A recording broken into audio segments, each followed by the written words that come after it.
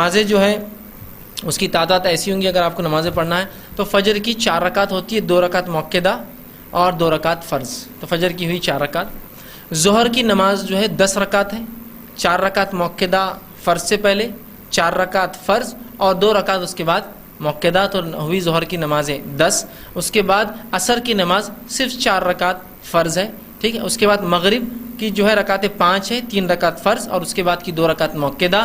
عشاء کی رکعتیں 6 ہے، صرف 4 رکعت فرض اور 2 رکعت اس کے بعد مؤکدہ۔ اور وتر تو ظاہر سی بات ہے واجب ہے، تو ظاہر سی بات ہے آپ اس کو پڑھ سکتے ہیں۔ عشاء کے بعد چونکہ وہ فکس نہیں ہے، وہ آپ تہجد کے بعد بھی پڑھ سکتے ہو، تو عشاء کی رکعتیں صرف 6 ہوتی ہے، اور 3 آپ جو ہے اگر تہجد پڑھتے یا نہ پڑھتے ہو تو عشاء کے بعد، یا پڑھتے ہو تو تہجد کے بعد اس کو پڑھیں گے۔ اب بہت سی بار مغالطہ لوگوں کو یہ ہوتا ہے کہ ہندوستان میں رکعتیں زیادہ ہیں، دیکھو ان کا مسلک الگ، اپنا الگ، اپنی رکعتیں عشاء کی 17، مغرب کی 7، عصر کی 8، ظہر کی 12 اور جمعہ کے دن 14، اور اس طرح سے نا بس پوری جمعہ کی 14 ہوتی ہے، ظہر کی پھر 12 ہوتی ہے، اور پتہ نہیں کیا کیا ہے۔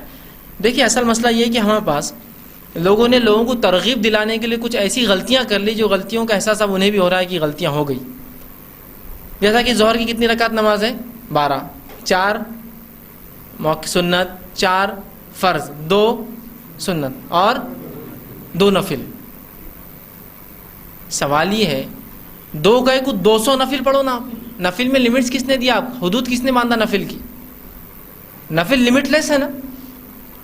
تو ہوا کیا کہ لوگ زیادہ نمازیں پڑھے بول کر ہم نے 2 نفل ایڈ کر دیے، نقصان نہیں ہوا کہ لوگوں کو لگا اس کے علاوہ نفل ہے ہی نہیں، پھر اب 2 پہ ختم کر دی، غلط بھی ہے نا۔ اور 14 ظہر کی صرف 10 رکعت نماز رسول اللہ کے زمانے میں پڑھی جاتی تھی، یہ 2 نفل کیوں دے دیا آپ نے ہر جگہ؟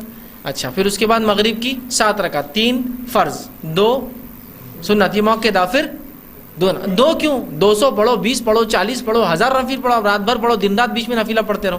2 دیکھیے ہم نے لمٹ میں لا دیا لوگوں کو، صرف نہیں رسول اللہ سے، بلکہ مغرب کے بعد یہ 2 نفل ثابت ہی نہیں ہے۔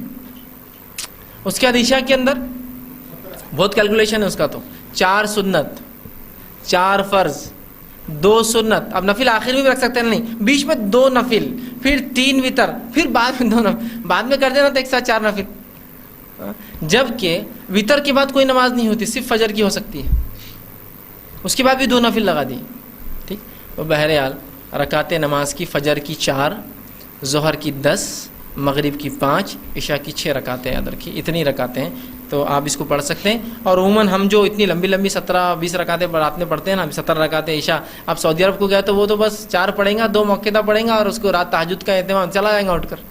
اب ان کو کتنے کم پڑھتے، دیکھو نمازی بھی نہیں پڑھتے، فلاں نہیں، جو ثابت ہے وہ تو پڑھ رہے ہو۔ اب آپ کو کوئی حق نہیں کہ اس کو آپ تنقید کریں نفل نہیں پڑھنے پر، نفل تو اختیاری چیز ہے نا۔